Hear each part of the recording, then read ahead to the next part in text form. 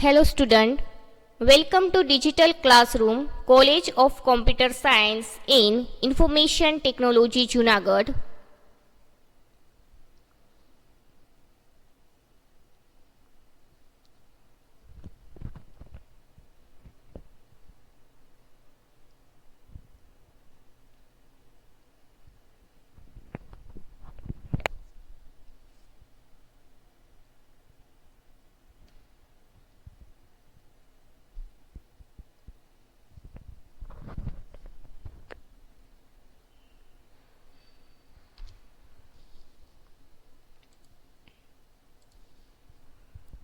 BSc Microbiology, Semester number 5, Paper name 502, Prokaryotic Metabolism. 502 માં practical number 1st, 2nd, 3rd અને 4th એ તમારે હશે એન્ઝાઇમના base ઉપર હશે. એમાં તમને એન્ઝાઇમ એક્ટિવિટી ચેક કરવાની હશે. એના સિવાય એન્ઝાઇમ ઉપર કયા ફેક્ટર અફેક્ટ કરે છે એ આવશે અને આપણે કયા એન્ઝાઇમ યુઝ કરશું એ બી સ્ટડી કરવાનું આવશે. જે પ્રેક્ટિકલ નંબર 3rd છે એમાં તમે એન્ઝાઇમ તરીકે અમાઇલેઝ એન્ઝાઇમ લેશો, એની એક્ટિવિટી ચેક કરશો અને એમાં ફેક્ટર તરીકે શું હશે? ટેમ્પરેચર. સલાઇવરી અમાઇલેઝ અથવા તો આલ્ફા અમાઇલેઝ બંને લઈ શકો છો. આપણે અહીંયા લેશું એ ready to use alpha amylase enzyme લેશું. એની આપણે એન્ઝાઇમ એક્ટિવિટી ચેક કરશું અને ફેક્ટર તરીકે આપણે ટેમ્પરેચર લેશું. ઓપ્ટિમમ ટેમ્પરેચર કેટલું છે એ તમારે ચેક કરવાનું રહેશે.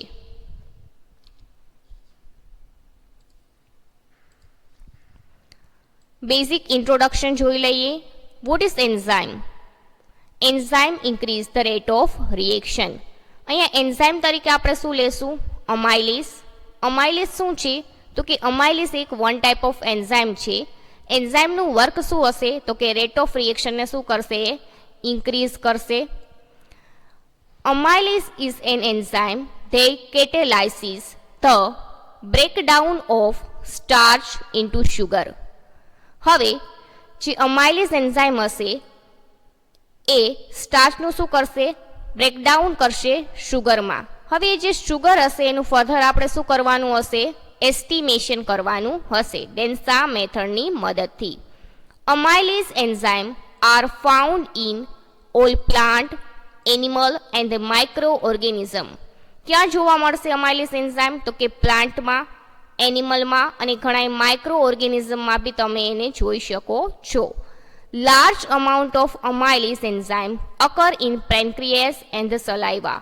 આપણે કહીએ છીએ ને કે સલાઇવરી અમાઇલેઝ, તો એમાંથી બી તમને લાર્જ અમાઉન્ટમાં મળી શકે છે, right? Enzyme become denatured above their optimum temperature. Optimum temperature કરતાં જો ઇન્ક્રીઝ ટેમ્પરેચર આવે ત્યારે એન્ઝાઇમ શું થઈ જશે? ડીનેચર થઈ જશે. એટલે આપણે એને સ્ટોર ક્યાં કરીએ છીએ? તો કે 4 સેલ્સિયસ ટેમ્પરેચર. એન્ઝાઇમ ક્યારે ડીનેચર થઈ જશે? તો કે ઓપ્ટિમમ ટેમ્પરેચરની વેલ્યુ જ્યારે ઇન્ક્રીઝ થશે એ કન્ડિશનમાં એન્ઝાઇમ છે એ ડીનેચર થઈ જશે. એટલે આપણે એને પર્ટિક્યુલર 4 સેલ્સિયસે સ્ટોર કરીએ છીએ.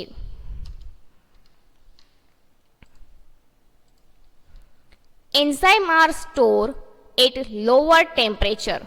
જ્યારે એન્ઝાઇમને લોઅર ટેમ્પરેચરે સ્ટોર કરવામાં આવે ત્યારે જે એની એન્ઝાઇમ એક્ટિવિટી હશે એ લોસ થશે નહીં.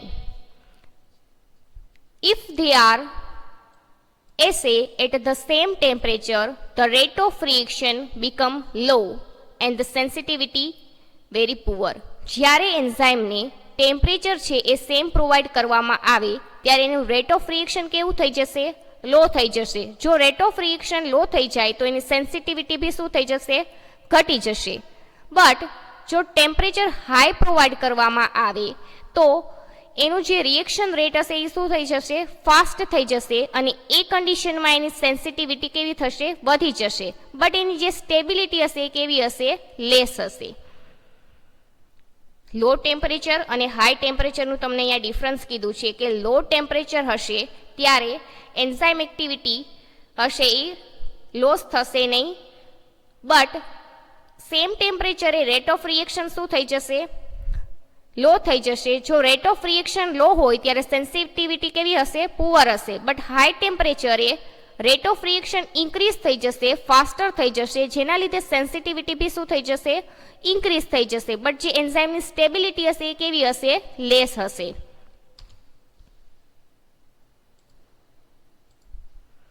Principle: when all the factors are controlled and the temperature of enzyme is changed. અહીંયા શું કીધું છે કે એન્ઝાઇમ ઉપર તો ડિફરન્ટ ફેક્ટર અફેક્ટ કરતા હશે. For example pH, substrate, inhibitor, cofactor, right? એ બધાય તમે જે ફેક્ટર એડ કરો છો, તમે જ્યારે પ્રોટોકોલ પરફોર્મ કરશો ત્યારે તમે કંઈક સબસ્ટ્રેટ એડ કરતા હશો, એન્ઝાઇમ એડ કરતા હશો, રાઈટ? ત્યારે જ પ્રોડક્ટ ફોર્મ થશે. એ બધાયનું વોલ્યુમ હશે કેવું હશે? સેમ હશે. બટ ખાલી ચેન્જ શું થશે? ટેમ્પરેચર. તમે જ્યારે ઇન્ક્યુબેશનમાં મૂકો ત્યારે ટેમ્પરેચર બધું જ અલગ અલગ આપવામાં આવશે. બીજા બધાય ફેક્ટર કેવા હશે? સેમ હશે.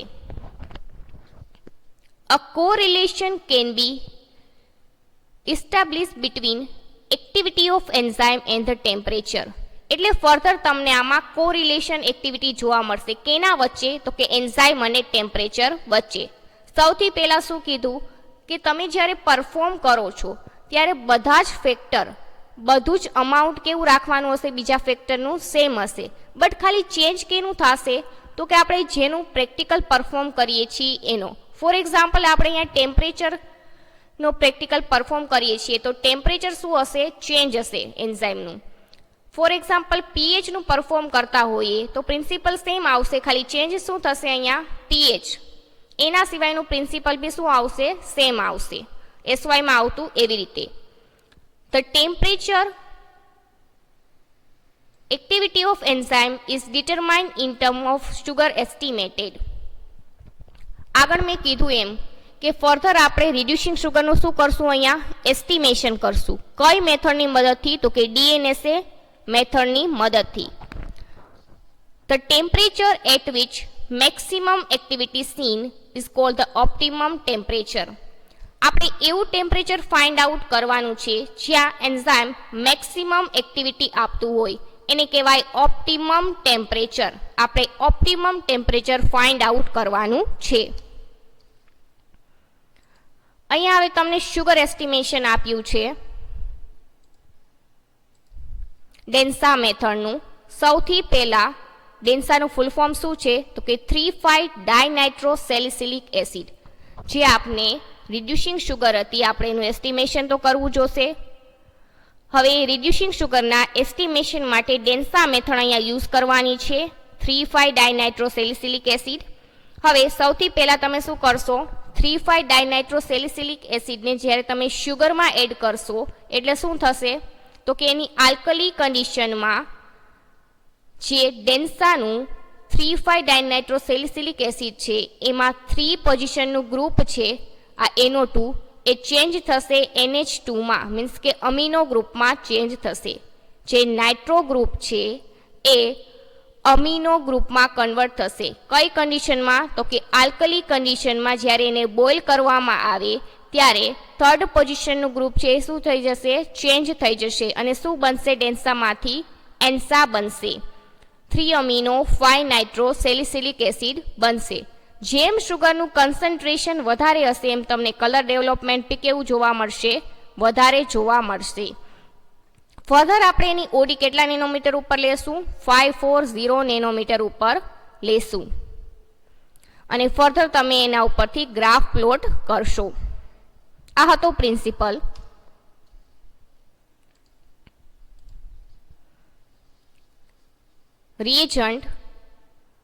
રિએજન્ટમાં ફર્સ્ટ બફર આવશે. બફરનું નામ શું છે? Sodium phosphate buffer. કેવી રીતે બનશે? તો કે એક સોલ્યુશન બનાવવાનું હશે. એમાં સૌથી પહેલા સોલ્યુશન એ અને એના પછી સોલ્યુશન બી બનાવવાનું રહેશે અને ફર્ધર આપણે એને મિક્સ કરવાના રહેશે. સોલ્યુશન એ કેવી રીતે બનાવવાનું છે?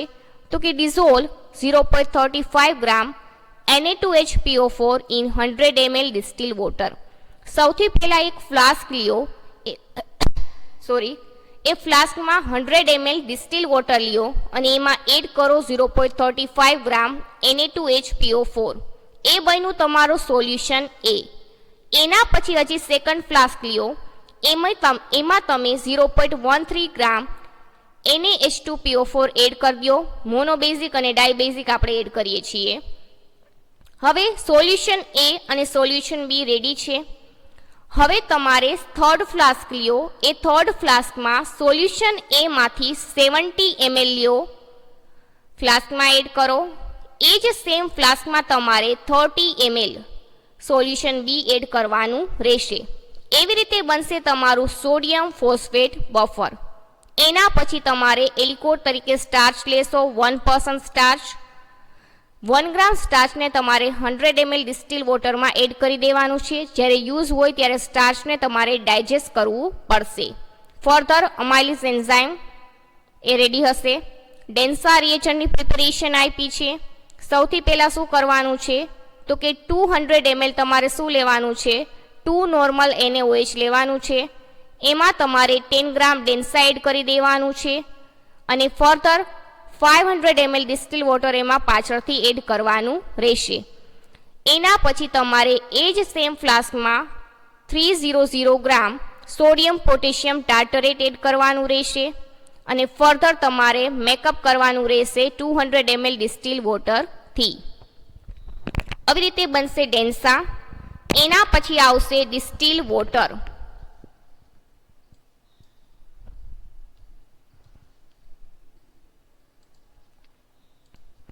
હવે તમને અહીંયા પ્રોટોકોલ આપ્યો છે પરફોર્મ કરવા માટે. સૌથી પહેલાં તો તમારે શું કરવાનું રહેશે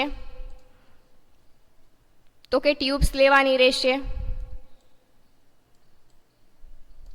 કેટલી લેશો તો કે 9 ટ્યુબ લેશો, એક બ્લેન્કની, એક S1, S2, S3, S4, S5, S6, S7 and S8. આટલી તમારે શું લેવાની રહેશે, ટેસ્ટ ટ્યુબ લેવાની રહેશે.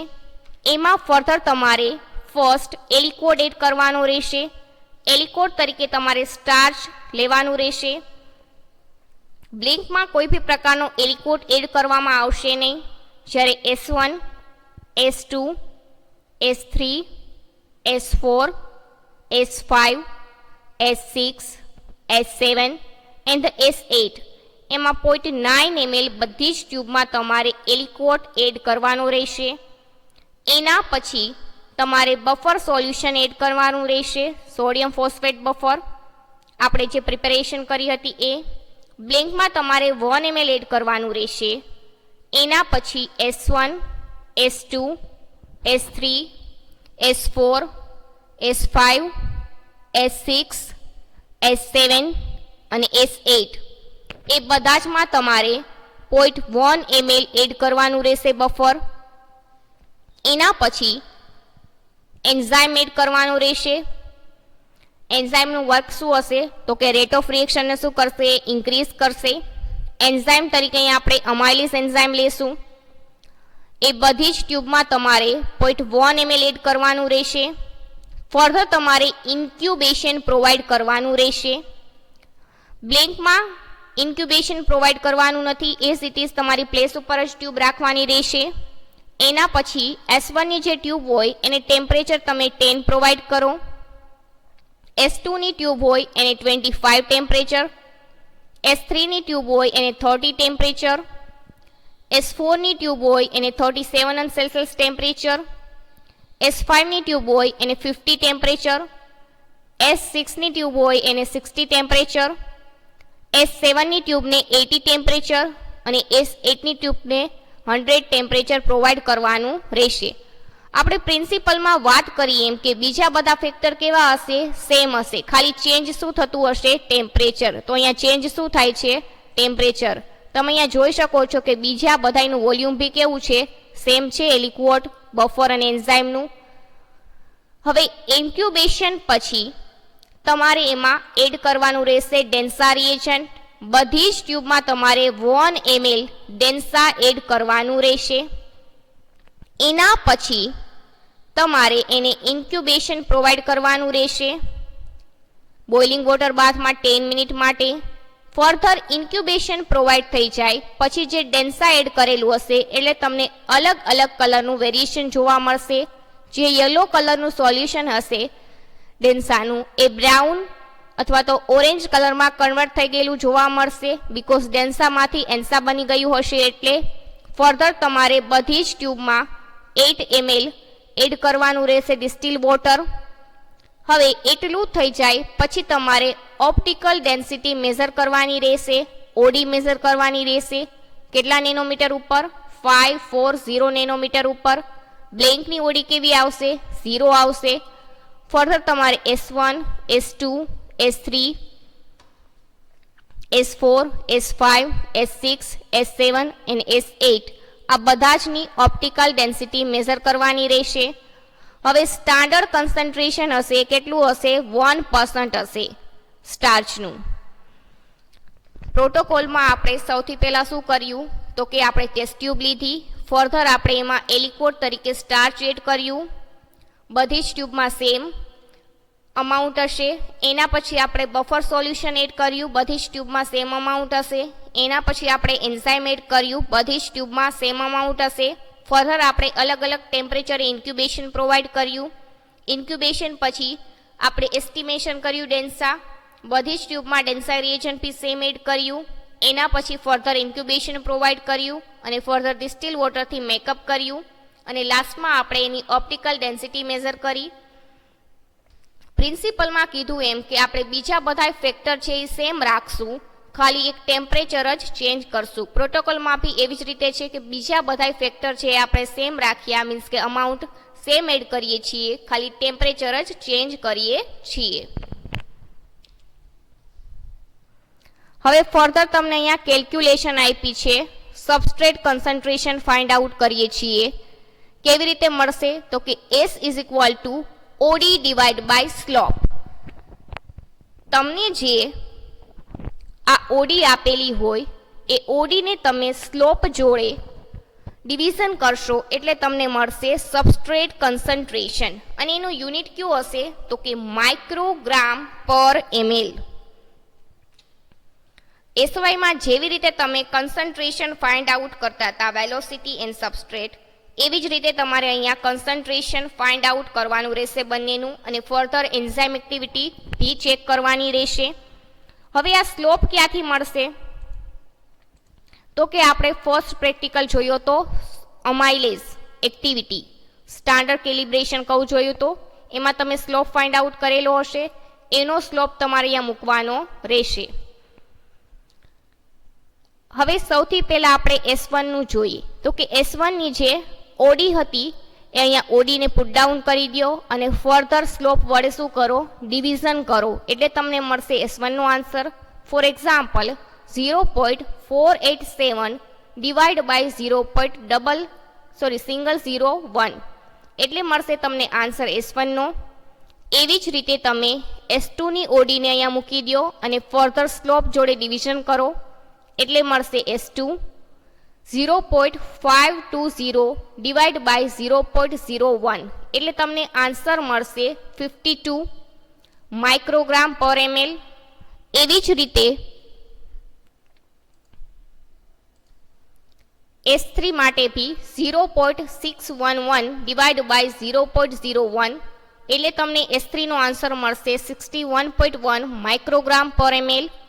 એવી જ રીતે S4 is equal to 0.676 divide by 0.01 એટલે તમને S4 નો આન્સર મળશે 67.6. એના પછી S5 0.520 ડિવાઈડ બાય 0.01 એટલે મળશે 52. એના પછી S6 0.512 ડિવાઈડ બાય 0.01 એનું આન્સર મળશે 51.2. એવી જ રીતે S7 0.051 ડિવાઈડ બાય 0.01 એટલે 0.1 મળશે. S8 0.047 ડિવાઈડ બાય 0.01 એટલે મળશે 4.7. આવી જ રીતે તમને S9 આપ્યું હોય તો એનું भी તમારે ઓડી ચેક કરવાની રહેશે અને ફર્ધર તમે એનું સબસ્ટ્રેટ કન્સન્ટ્રેશન આ ફોર્મ્યુલાથી ચેક કરશો. બટ આપણી પાસે ટોટલ 8 જ ટ્યુબ આપેલી હતી એટલે આપણે S1, S2, S3, S4, S5, S6, S7 અને S8 સુધી આપણે ચેક કરવાનું રહેશે સબસ્ટ્રેટ કન્સન્ટ્રેશન. આપણે અમને સબસ્ટ્રેટ કન્સન્ટ્રેશન મળી ગયું છે. હવે આપણે એના ઉપરથી ચેક કરશું નેક્સ્ટ વેલોસિટી.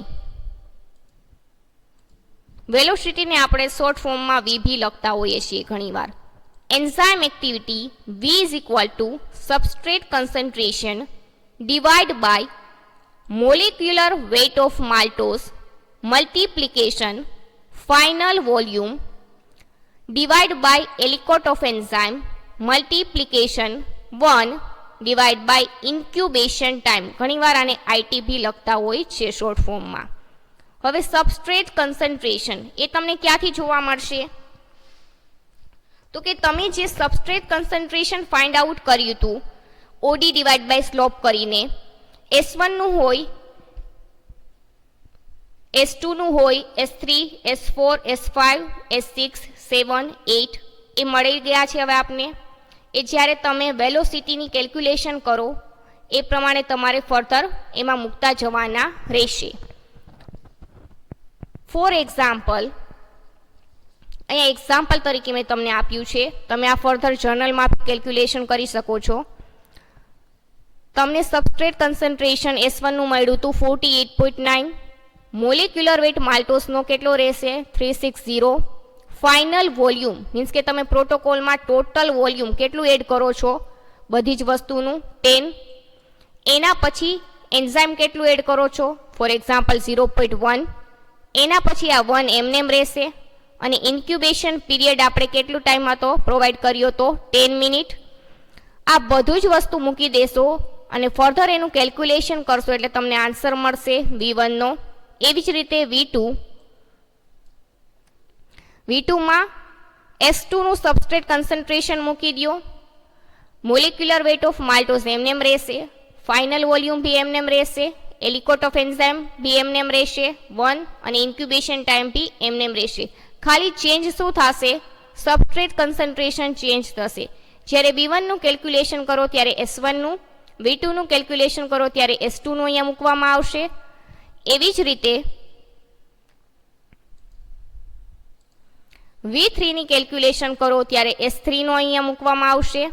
V4 ની કેલ્ક્યુલેશન કરીએ ત્યારે S4, V5 ની કેલ્ક્યુલેશન કરો ત્યારે S5, V6 ની કેલ્ક્યુલેશન કરો ત્યારે S6 અને V7 ની કેલ્ક્યુલેશન કરો ત્યારે S7 નું કેલ્ક્યુલેશનમાં મૂકવામાં આવશે આન્સર. બીજા બધા જ ફેક્ટર મોલેક્યુલર વેટ આ બધી જ વસ્તુ શું રહેશે?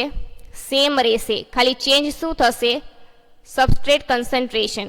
એ બધી જ વેલ્યુ મૂકી દો એટલે તમને આ ડિફરન્ટ ટાઈપના આન્સર જોવા મળશે.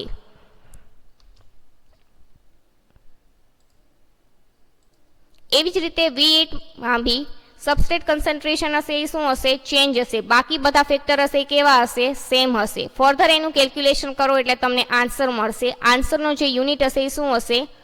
માઇક્રોમોલ પ્રતિ મિનિટ. સબસ્ટ્રેટ કન્સન્ટ્રેશન અને વેલોસિટી બંનેના યુનિટ ચેન્જ હશે એટલે યુનિટ યાદ રાખવા. ફર્ધર તમારી જે જર્નલ હોય એમાં તમારે કેલ્ક્યુલેશન ટેબલ ડ્રો કરવાનું રહેશે. એ કેલ્ક્યુલેશન ટેબલમાં તમારે ટેસ્ટ ટ્યુબ કેટલી છે એ લખવાનું રહેશે. એના પછી એલિકોટ કેટલું એડ કરો છો એ લખવાનું રહેશે. S અને V ની વેલ્યુ હવે કેલ્ક્યુલેશનમાં તમને મળી ગઈ છે એ તમારે અહીંયા લખવાની રહેશે. સબસ્ટ્રેટની વેલ્યુ અને વેલોસિટીની વેલ્યુ તમારે આ ટેબલમાં મૂકવાની રહેશે. હવે તમારે ગ્રાફ પ્રિપેર કરવાનું રહેશે ટેમ્પરેચર કર્વનું. તો હવે સૌથી પહેલા તમારે આ X એક્સિસ એવું લખવાનું અહીંયા. એના પછી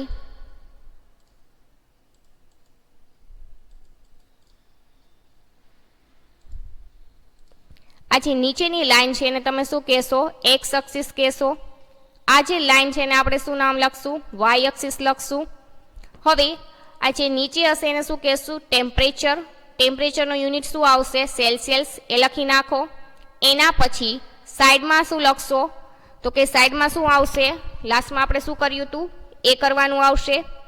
એક્સ પછી તમારે શું લખવાનું રહેશે? સ્કેલ માપ લખવાનું રહેશે.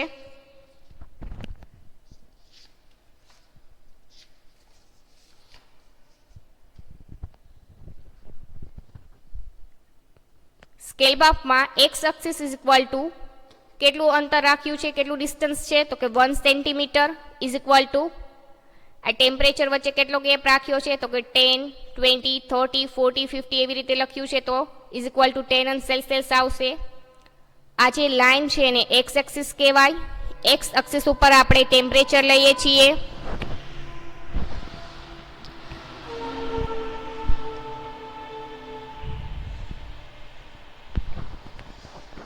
X axis is equal to 1 centimetre is equal to 10 Celsius.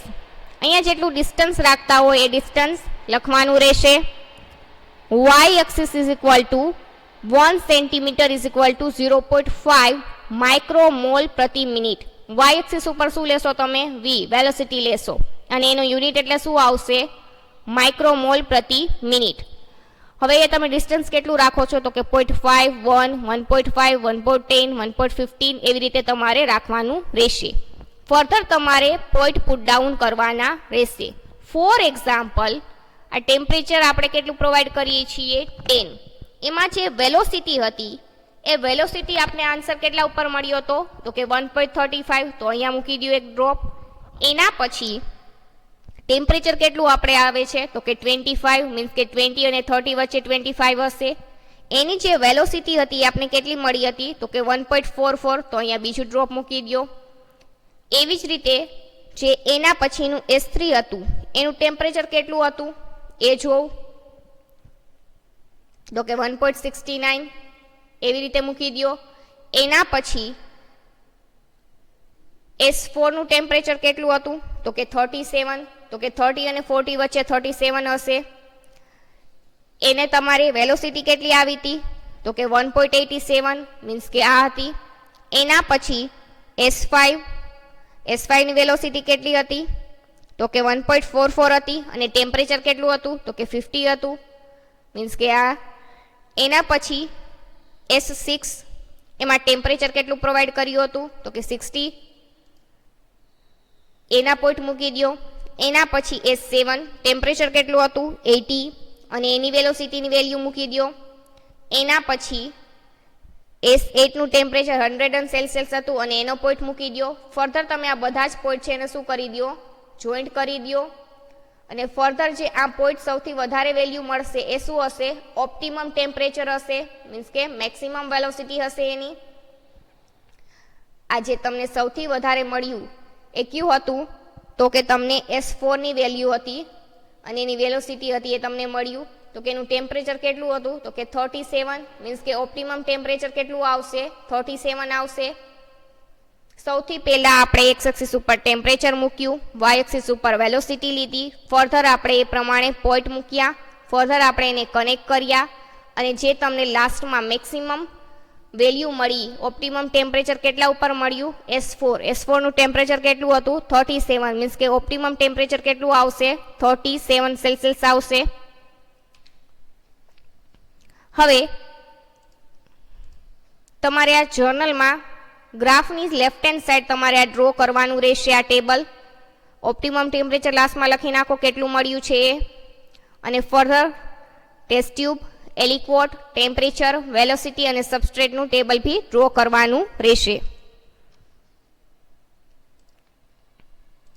Result: by performing this experiment to study the effect of temperature on enzyme activity, highest enzyme activity is found to be 1.87 micromole પ્રતિ minute at 37 Celsius. આ 1.87 ક્યાંથી આવ્યા? તો કે એની આપણે velocity લખી. આ શું લખી? એની આપણે વેલોસિટી. અને આ 37 ક્યાંથી આવ્યા? તો કે આપણે S4 ને આપણે ટેમ્પરેચર કેટલું પ્રોવાઈડ કર્યું હતું એ લખવાનું રહેશે. Conclusion: from the above result, it can be calculated that optimum temperature of amylase enzyme is 37 Celsius. આપણે સૌથી પહેલા સબસ્ટ્રેટ કેલ્ક્યુલેશન કર્યું, એના પછી વેલોસિટી કેલ્ક્યુલેશન કર્યું, એના પછી આપણે ગ્રાફ પ્રિપેર કર્યો. એક ગ્રાફ પ્રિપેર કર્યો એના ઉપરથી આપણે ખબર પડી કે ઓપ્ટિમમ ટેમ્પરેચર કેટલું છે અમાઇલેઝનું, અને એ આપણે અહીંયા પુટ ડાઉન કર્યું.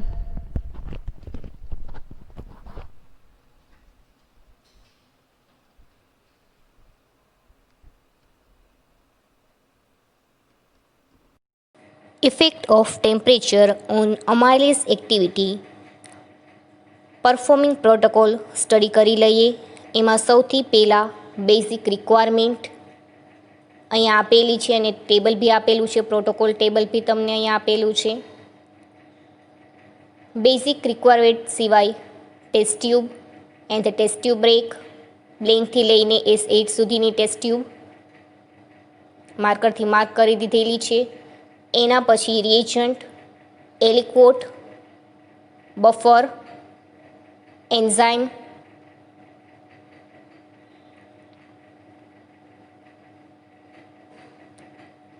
DNSA reagent, distil water,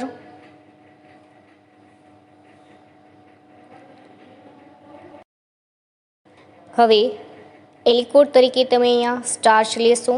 બફરમાં sodium phosphate buffer. સૌથી પહેલાં એલિક્વોટ એડ કરવાનો રહેશે સ્ટાર્ચ. બ્લેન્કમાં કોઈ બી પ્રકારનું એલિક્વોટ એડ કરવાનું નહીં આવે. S1માં S2, S3, S4 એવી રીતે S8 સુધી તમારે 0.9 ml એલિક્વોટ એડ કરવાનો રહેશે. એલિક્વોટમાં સ્ટાર્ચ રહેલું હશે 1%.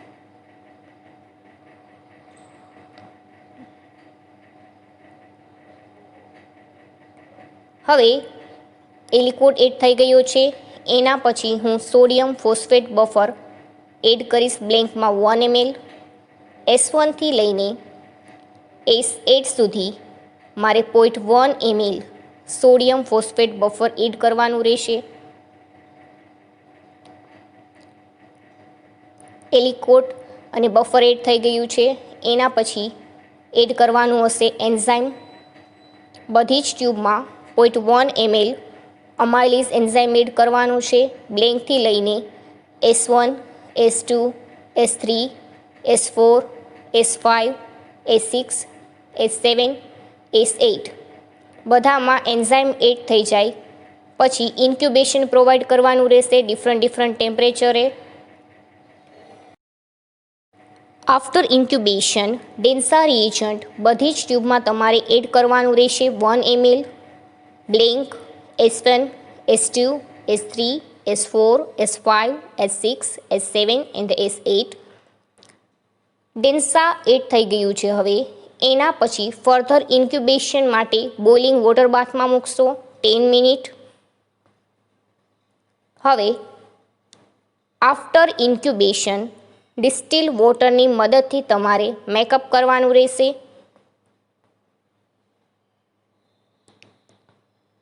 ઇન્ક્યુબેશન પછી તમને કલર ફોર્મેશન જોવા મળ્યું હતું. હવે 8 ml ડિસ્ટિલ વોટરથી બધી જ ટ્યુબમાં મેકઅપ કરવાનું રહેશે. હવે બધી જ ટ્યુબમાં ડિસ્ટિલ વોટર એડ થઈ ગયું છે અને રિઝલ્ટ આપણે લેવાનું રહેશે. ઓડી મેઝર કરવાની રહેશે. આફ્ટર ઓડી કેલ્ક્યુલેશન કરવાનું રહેશે. Thank you.